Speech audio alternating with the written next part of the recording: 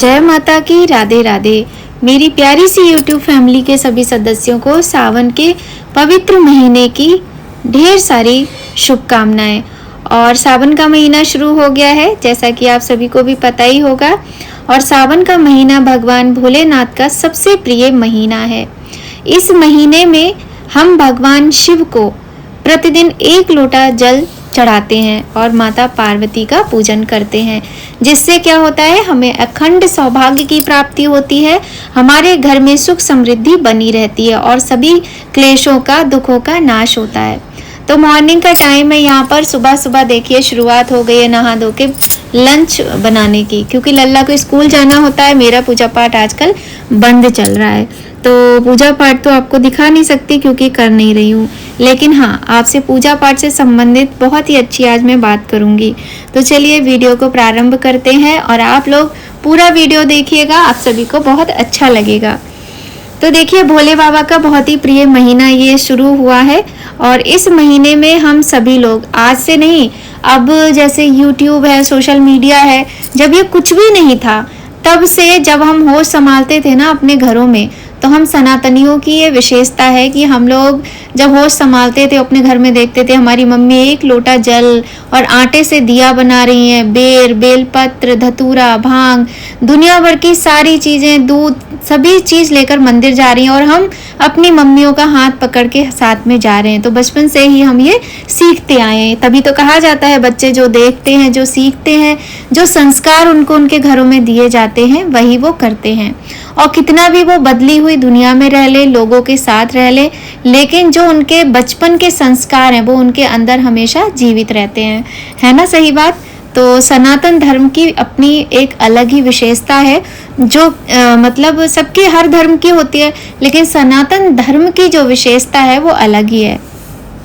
तो सावन का महीना तो शुरू हो ही गया है और आने वाला है सावन का सोमवार। तो देखिए, वैसे तो पूरे साल भले ही हम कुछ करें ना करें, वैसे प्रतिदिन करना चाहिए, लेकिन पूरे साल भले ना कर पाए, लेकिन हाँ, इस सावन के महीने में हम सभी को मंदिर जरूर जाना चाहिए और मंदिर में जाकर भगवान शिव पर 1 लोटा जल जरूर चढ़ाना चाहिए, 1 दिया जरूर जलाना चाहिए। लेकिन क्या होता है, कभी कभी घर के पास मंदिर होता नहीं है और हर कोई नहीं जा पाता है, और इसी वजह से फिर क्या होता है कि मन में कहीं ना कहीं ये ग्लानि रह जाती है कि हम तो कुछ कर नहीं पाए। अब ऐसा ना हो भगवान हमें आशीर्वाद ना दे और हमसे प्रसन्न ना हो, तो ऐसा कुछ होता नहीं है। देखिए, भगवान जो है वो अपने भक्तों पर सदा ही दयालु कृपालु रहते हैं, और पहले के टाइम में भी जो लोग मंदिर नहीं जा पाते थे वो घर में विधि विधान से पूजा करते थे।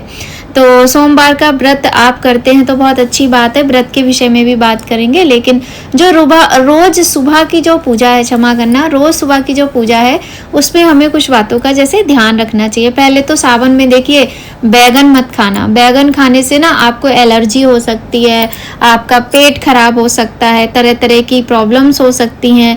और वैसे भी जो शिव महापुराण की और श्रावण मास की जो कथाएं हैं ना, उनमें भी 4 महीने बैगन और जो ये हरी पत्ते वाली सब्जियां होती हैं, ये मसूर की दाल, मूली, इस तरह की जो चीज़ें हैं ये खाना वर्जित होता है, क्योंकि ये हेल्थ के लिए भी नुकसानदायक होती हैं और ये खाना भी नहीं चाहिए।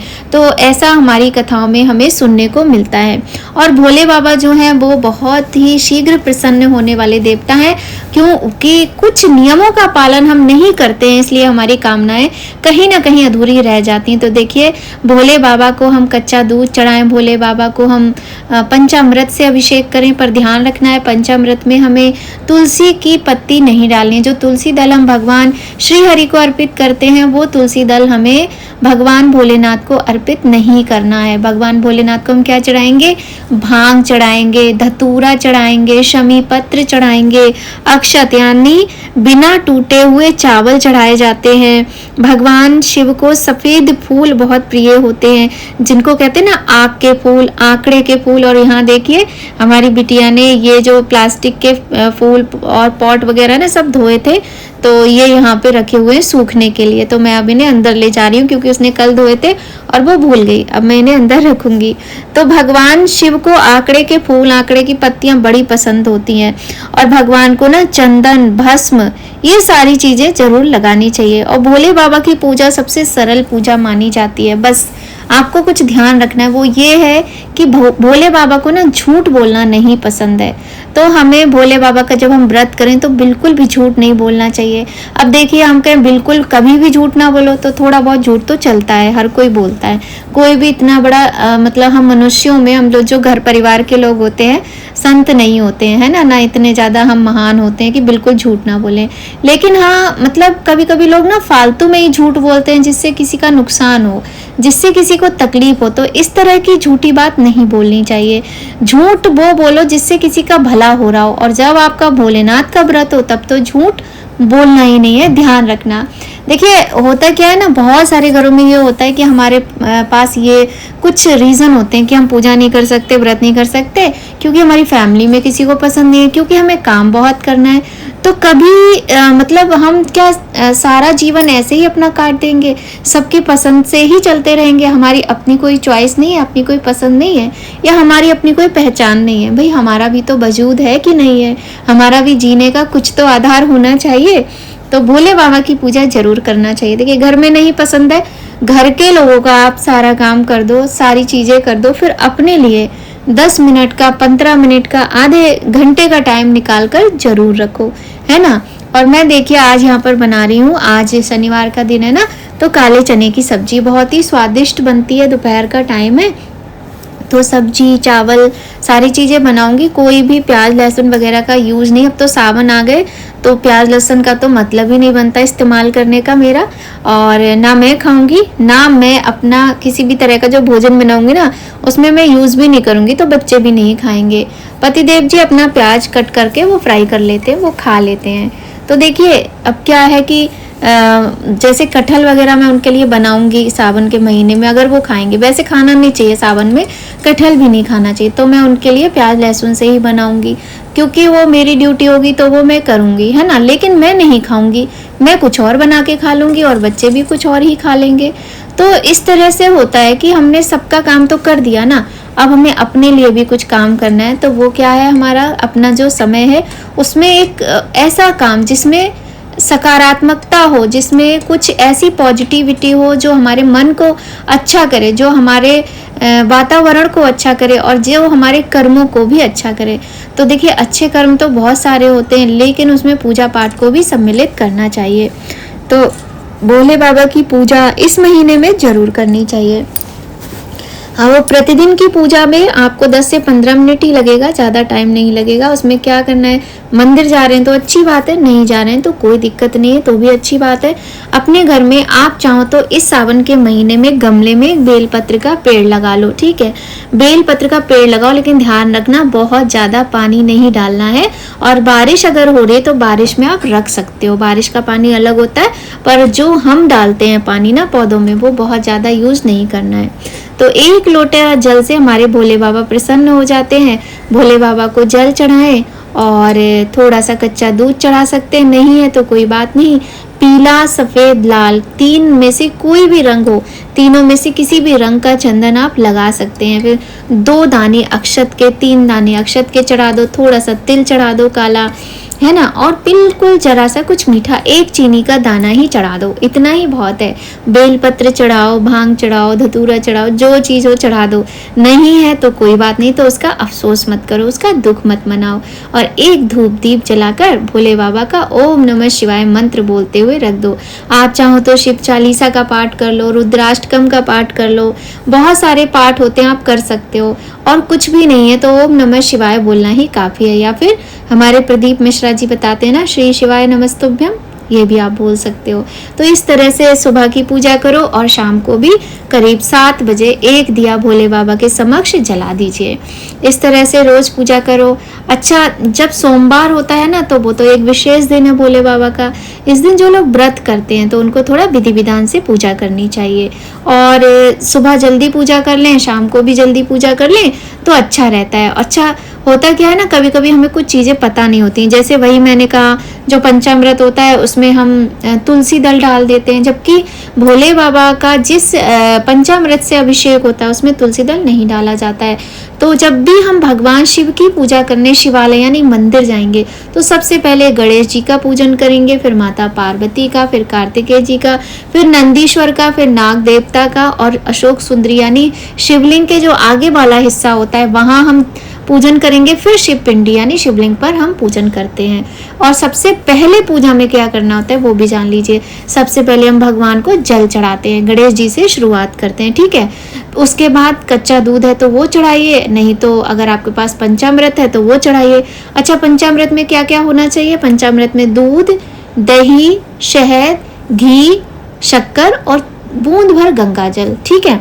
गंगा जल भोले बाबा की पूजा में बहुत अच्छा रहता है यूज करना। तो इस तरह से हम फिर पंचामृत चढ़ाएंगे। इसके बाद हम भगवान को चंदन लगाएंगे और फिर अक्षत चढ़ाएंगे, जौ चढ़ाएंगे, काले तिल चढ़ाएंगे, कुछ भोग भी चढ़ाएंगे। कोई फल है या फिर कोई मीठा है, मिश्री है, गुड़ है, कुछ भी आप भोग लगा सकते हो। हलवा बना लो, खीर बहुत पसंद है भोले बाबा को, खीर का भोग लगा सकते हो। भगवान को फूल चढ़ाओ, फूल माला चढ़ाओ, बेलपत्र चढ़ाओ, शमी का पत्र, शमी का पेड़ होता है ना, शमी के फूल, शमी के पत्ते चढ़ा सकते हैं, आंकड़े के फूल चढ़ा सकते हैं, चंपा के फूल नहीं चढ़ाना है, ध्यान रखना, ठीक है। गेंदे के फूल चढ़ा सकते हैं। धूप दीप जलाओ, भगवान की स्तुति करो, चालीसा का पाठ करो, व्रत का संकल्प लो। इस तरीके से शुरुआत होती है। और फिर व्रत में खाएं क्या? देखिए, जब पूजा पाठ हो जाए तो अपना चाय वगैरह आप पी लो। इसके बाद मखाने हैं, कोई भी ड्राई फ्रूट्स खा सकते हैं और फल खा सकते हैं, फल कोई भी खा सकते हैं, जूस पी सकते हैं। फलाहार में आप आलू जो होते हैं सेंधा नमक के वो खा सकते हो। शाम के समय कूटू, सिंगाड़े की पूड़ी। और वैसे हमारे यहाँ तो देखिए जो लोग परमानेंट सोमवार के व्रत करते हैं ना, वो एक समय सादा भोजन कर लेते हैं, सात्विक भोजन, जिसमें मतलब प्याज, लहसुन, हल्दी वगैरह नहीं होती है। हल्दी से याद आया, भोले बाबा को हल्दी, रोली और सिंदूर, ये 3 चीज़ें नहीं चढ़ाई जाती हैं। इस चीज़ का विशेष ध्यान रखना चाहिए। मैंने देखा है कुछ लोग ये सारी चीज़ें चढ़ा देते हैं, लेकिन नहीं चढ़ाना चाहिए। और हाँ, अगर भस्म हो आपके पास तो भस्म जरूर चढ़ाइए, क्योंकि भोले बाबा को बहुत अच्छा लगता है अगर कोई भस्म चढ़ाता है। तो इस तरीके से जब हम करते हैं पूजा ना, तो भगवान बड़े प्रसन्न होते हैं। और अंत में जब हम आरती करते हैं ना भगवान की, आरती करने के बाद पूजा में हुई गलतियों के लिए हमें क्षमा जरूर मांगनी चाहिए। उसके लिए जरूरी नहीं आप संस्कृत में ही बोलो, मंत्र ही पढ़ो, आप अपनी सरल भाषा में भगवान से क्षमा प्रार्थना जरूर करो। तो इस तरह से व्रत किया जाता है। फिर अगले दिन वही अपना सुबह उठो, नहा धो कर भगवान की पूजा करो, फिर अपना जो रूटीन होता है उसके अकॉर्डिंग काम करो। और हाँ, जिन दिनों में आप पूजा नहीं कर रहे हो तो उन दिनों में क्या करो, तो उसका भी सॉल्यूशन है। तो देखिए, हम मानसिक पूजा कर सकते हैं। अब हम कहें मानसिक पूजा कैसे करनी है, तो चलिए उसको भी छोड़िए। कुछ नहीं तो हम उठते बैठते, चलते फिरते, खाना बनाते समय, कोई भी काम करते समय भगवान का नाम ले सकते हैं। जैसे कोई भी मंत्र, ओम नमः शिवाय, नमः शिवाय, नमः शिवाय, कुछ भी बोल सकते हैं।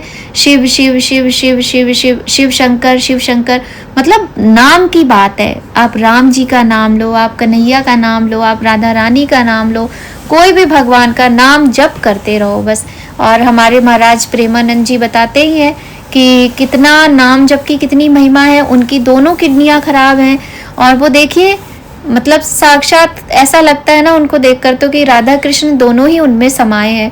जैसा कि उनने अपनी किडनियों के नाम रखे हुए हैं, एक किडनी का नाम राधा और एक का कृष्ण। तो वो तो खुद ही साक्षात इस कलयुग में इतने महान संत हैं कि राधा कृष्ण का स्वरूप हैं। और नाम जप की महिमा उनसे ज़्यादा कौन बता पाएगा। तो भगवान का नाम बहुत बड़ा होता है, उससे बड़ा कुछ भी नहीं है। तो आप जिस देवता के, जिस भगवान के प्रति श्रद्धा हो, उनका नाम जपते रहो। और नहीं तो आप एक काउंटर ले लो, काउंटर पर आप थोड़ा सा टाइम निकाल कर और जपते रहो। और यहाँ पे देखिए थाली तैयार हो गई है भोजन की। शुद्ध सात्विक भोजन है, एकदम से रोटी है, राइस है और काले चने की सब्जी है। बहुत ही स्वादिष्ट बनती है बिना प्याज लहसुन के भी। तो इस तरीके से हम व्रत कर सकते हैं और इस तरीके से हम सावन में प्रतिदिन पूजा कर सकते हैं। अच्छा, तो सावन में देखिए सोमवार का व्रत, मंगला गौरी का व्रत और फिर गणेश चतुर्थी का व्रत, प्रदोष का व्रत, एकादशी का व्रत, अमावस्या का व्रत, बहुत सारी तिथियां आती हैं, पूर्णिमा का व्रत, और जितनी भी तिथियां हैं ना सब बहुत ही विशेष हैं, क्योंकि जो श्रावण मास महात्म्य की कथाएं हैं ना उसमें हर तिथि का लिखा हुआ है। दूसरा क्या, पूरे महीने का व्रत, जब पूरे महीने का जो व्रत होता है ना उसको नक्त व्रत कहते हैं। इसका क्या मतलब होता है नक्त व्रत का, एक समय भोजन करना, मतलब पूरे दिन आपने व्रत किया और शाम के समय पूजा पाठ करके भोजन किया। तो उसमें क्या होता है, साधु संतों के अलग नियम होते हैं, गृहस्थों के अलग नियम होते हैं, है ना।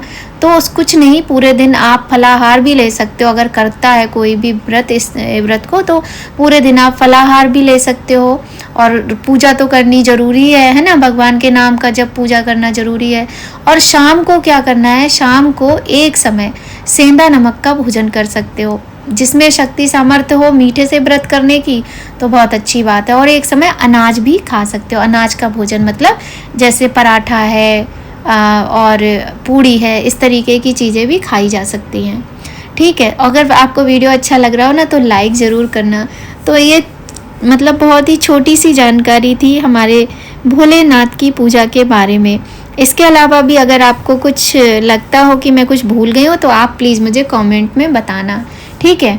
तो मैंने ये भी बता दिया क्या नहीं खाना है, ये भी बता दिया क्या खाना है। अच्छा, बहुत सारे लोग कहते हैं इस सावन के महीने में व्रत में भी दूध मत पियो क्योंकि भोले बाबा को चढ़ता है, ऐसा कुछ। तो देखिए, जो श्रावण मास महात्म्य की कथा की किताब है ना उसमें ऐसा कुछ भी नहीं लिखा है कि दूध नहीं पीना चाहिए। और बाकी अभी तो मैंने पढ़ना शुरू किया है, मैं पिछले साल भी मैंने पढ़ा था, लेकिन ऐसा मुझे कुछ दिखा नहीं है। तो देखिए, हमारे लल्ला को ना स्कूल में ये काउंटर दिया गया है, कहने के लिए उसका स्कूल क्रिश्चियन है, लेकिन उसकी जो टीचर है ना वो इतनी अच्छी हैं कि बच्चों को नाम जप कराती हैं। हालांकि बच्चे करना नहीं चाहते हैं, तो दिव्य जब स्कूल जाता है ना तो उसको ये काउंटर मैम ने ही दिया है। तो आज मैंने उससे ये काउंटर ले लिया, मैंने कहा चलो मैं पूजा नहीं कर रही हूँ, ऐसे ही मैं काउंटर पे बैठ के थोड़ा सा भगवान का नाम ले लेती हूँ। वैसे तो देखिए, जैसे ही दिमाग में आता है तुरंत ही भगवान का नाम स्वतः ही अपनी जुबान पर आ जाता है। ये प्राकृतिक होता है, क्योंकि जब हमें भगवान के प्रति श्रद्धा होती है ना तो वो अपने आप ही आने लगता है, ऐसा होता ही है। और पता है, जीवन में कितना भी अंधेरा हो ना, भगवान की तरफ अगर आपने रुख कर लिया, अगर आपने भक्ति का रास्ता अपना लिया तो आपके जीवन से अंधकार जो है वो मिट जाता है और आपके जीवन का स्वरूप ही बदल जाता है। तो ये सच्ची बात है। और देखिए, मैंने भी हरे रंग की साड़ी पहनी है, हरी चूड़ी भी पहनी है, और आज बहुत पुरानी पुरानी चीज़ें मुझे मिल गई हैं जो मैं अभी आपके साथ शेयर करूँगी। यहाँ पर मुझे लल्ला ने बुला लिया था किसी काम से, तो वही है कि बच्चे कुछ भी करने चलते हैं तो उनको किसी की ज़रूरत पड़ेगी कि मम्मी कहाँ है, मम्मी से। और ख़ास तौर से जब मैं वीडियो वगैरह बनाने के लिए बैठूँ ना, या फिर मैं कोई मतलब एडिटिंग वगैरह करूँ, तो ये लोग ज़रूर मुझे डिस्टर्ब करते हैं। खैर, तो आज मैंने ना बहुत सारी चादर बैग वगैरह सब धोए थे, हाथ से नहीं धोए थे, वॉशिंग मशीन में ही धोए थे, लेकिन टाइम तो देखिए लगता ही है ना, उनको उठा के भी रखना होता है। और ये देखिए, ये एक सेट है जो पहले भी मैंने पहना था वीडियो में, और ये रखा हुआ था। तो आज ये मुझे अपना पिटारा मिला है, 2 डिब्बे मिले हैं जिसमें ये सेट है, जिसके मैंने ईयरिंग अपने कानों में पहने हुए हैं, और ये जो नेकलेस है ये नहीं पहना है, ये मैं आपको दिखा रही हूँ। और इस डिब्बे में पता है, मतलब मेरी शादी से पहले का क्लचर भी एक है, जो शादी होने वाली थी तब मम्मी ने मुझे दिलाया था। तो वो सारी चीज़ें ना यादें ताज़ा हो जाती हैं।